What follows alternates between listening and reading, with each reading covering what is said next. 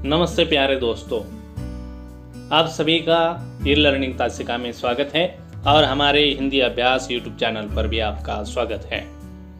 पिछले वीडियो में हमने विशेषण और विशेष्य के बारे में अधिक जानकारी प्राप्त की है। आज के वीडियो में हम विशेषण के भेद इसके बारे में विस्तार से जानकारी प्राप्त करेंगे। तो विशेषण के कुल मिलाकर 4 भेद हैं।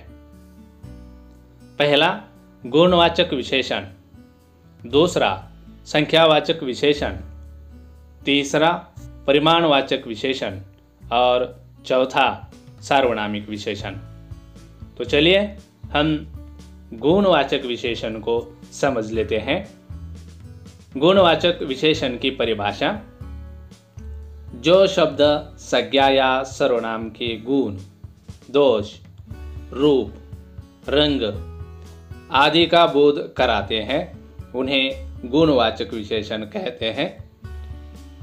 जैसे कि काला, गोरा, लंबा, कायर, वीर आदि शब्द हैं जो कि वह गुण, दोष, रूप, रंग, आकार का बोध कराते हैं। चलिए हम उदाहरण देखते हैं। पहला उदाहरण है, रहमान बड़ा मूर्ख है। इस वाक्य में मूर्ख शब्द को रेखांकित किया गया है, यानी मूर्ख यह शब्द रहमान के बारे में विशेष जानकारी देता है और वह विशेष जानकारी यानी रहमान का वह दोष बताता है, दोष का बोध कराता है। इसलिए वह मूर्ख यह शब्द गुणवाचक विशेषण कहलाएगा। दूसरा उदाहरण है, गोवा में खूबसूरत सागर तट है। यहाँ खूबसूरत को रेखांकित किया गया है। यह खूबसूरत शब्द गोवा की विशेषता बताता है। सागर तट कैसा है तो खूबसूरत है। तो यहाँ खूबसूरत शब्द गुण को दर्शाता है। खूबसूरत होना यह एक गुण है, यानी खूबसूरत शब्द गुणवाचक विशेषण कहलाएगा। चलिए हम विशेषण का दूसरा भेद समझ लेते हैं। दूसरा भेद है संख्यावाचक विशेषण। परिभाषा है, जो शब्द संज्ञा या सर्वनाम की संख्या का बोध कराते हैं उन्हें संख्यावाचक विशेषण कहते हैं। उदाहरण के तौर पर जैसे 2 कौवे, 7 पक्षी। इन उदाहरणों में कौओं की संख्या दर्शाई है। कौवा यह संज्ञा है तो संज्ञा की संख्या दर्शाई है, यानी 2 यह संख्यावाचक विशेषण कहलाता है।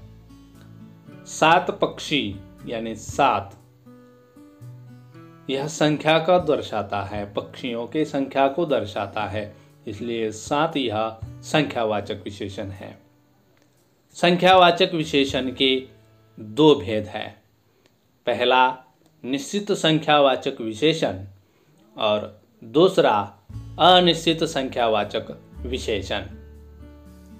पहला निश्चित संख्यावाचक विशेषण यानी जो शब्द संज्ञा या सर्वनाम की निश्चित संख्या का बोध कराते हैं उन्हें निश्चित संख्यावाचक विशेषण कहते हैं।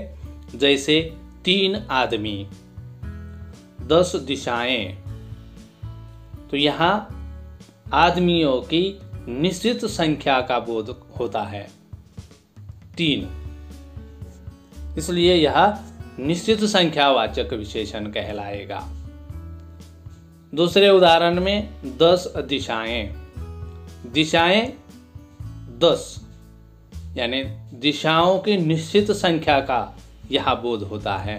तो 10 शब्द ने निश्चित संख्या दर्शाई है, इसलिए 10 यह निश्चित संख्यावाचक विशेषण कहलाएगा। दूसरा भेद है अनिश्चित संख्यावाचक विशेषण। परिभाषा है, जो शब्द संज्ञा या सर्वनाम की अनिश्चित संख्या का बोध कराते हैं उन्हें अनिश्चित संख्यावाचक विशेषण कहते हैं। जैसे कुछ सैनिक। दूसरा उदाहरण है अनेक जानवर। पहले उदाहरण में सैनिकों की संख्या निश्चित रूप से पता नहीं चलती कुछ शब्द से, यानी कुछ यानी यह अनिश्चित है मगर वह संख्या को दर्शाता है, मगर वह अनिश्चित संख्या को दर्शाता है। दूसरे उदाहरण में अनेक यह शब्द जानवरों की संख्या को दर्शाता है मगर वह अनिश्चित संख्या को दर्शाता है, इसलिए अनेक यह शब्द अनिश्चित संख्यावाचक विशेषण कहलाएगा। विशेषण का तीसरा भेद है परिमाणवाचक विशेषण। परिभाषा है, जो विशेषण शब्द संज्ञा या सर्वनाम की मात्रा नापतोल का बोध कराते हैं उन्हें परिमाणवाचक विशेषण कहते हैं। उदाहरण के तौर पर 2 मीटर कपड़ा। दूसरा उदाहरण है 4 किलो चीनी। तो यहाँ कपड़ा कितना मीटर है, तो वह 2 मीटर, यानी परिमाण का बोध, नापतोल का बोध कराता है 2 मीटर यह शब्द। दूसरे उदाहरण में 4 किलो चीनी। यह चीनी की परिमाण का बोध किया है, तो कितनी चीनी है, तो 4 किलो। किलो यह परिमाण का बोध कराता है, नापतोल का बोध कराता है, इसलिए 4 किलो यह परिमाणवाचक विशेषण कहलाएगा। परिमाणवाचक विशेषण के 2 भेद हैं, निश्चित परिमाणवाचक विशेषण और अनिश्चित परिमाणवाचक विशेषण। तो निश्चित परिमाणवाचक विशेषण। परिभाषा, जो विशेषण शब्द संज्ञा या सर्वनाम की निश्चित मात्रा का बोध कराते हैं उन्हें निश्चित परिमाणवाचक विशेषण कहते हैं। उदाहरण के तौर पर 10 किलो आटा। दूसरा उदाहरण है 2 लीटर तेल,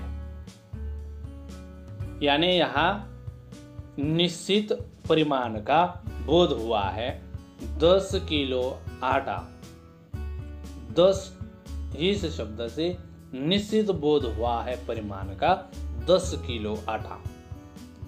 दूसरे उदाहरण में 2 लीटर तेल, तो कितना लीटर, तो 2 इस शब्द से निश्चित परिमाण का बोध हुआ है 2 लीटर, इसलिए यह निश्चित परिमाणवाचक विशेषण है। चलिए हम अनिश्चित परिमाणवाचक विशेषण किसे कहते हैं। परिभाषा, जो विशेषण शब्द संज्ञा या सर्वनाम की अनिश्चित मात्रा का बोध कराते हैं उन्हें अनिश्चित परिमाणवाचक विशेषण कहते हैं। जैसे थोड़े चावल, बहुत नमक। यह 2 उदाहरणों में थोड़े और बहुत इन शब्दों से हमें परिमाण का निश्चित रूप से पता नहीं चलता, इसलिए वह अनिश्चित है। चौथा विशेषण का भेद है सार्वनामिक विशेषण। परिभाषा है, जो सर्वनाम शब्द वाक्य में विशेषण का कार्य करते हैं उन्हें सार्वनामिक विशेषण कहते हैं। जैसे वह घर, तो वह शब्द यहाँ सर्वनाम है मगर यहाँ विशेषण का कार्य करते हैं। घर के बारे में विशेषता बताते हैं वह घर की जानकारी देते हैं, इसलिए वह यह सार्वनामिक विशेषण कहलाता है। या यह लड़की, तो यह सर्वनाम होकर भी वह वाक्य में विशेषण का काम करते हैं। लड़की के बारे में विशेष जानकारी देते हैं, इसलिए वह सार्वनामिक विशेषण कहलाते हैं। इस तरह से विशेषण के 4 भेद हमने विस्तार से जान लिए हैं। आज का वीडियो में हम यही रुकते हैं। अगले वीडियो में हम पुनः हाजिर होंगे। तब तक के लिए धन्यवाद।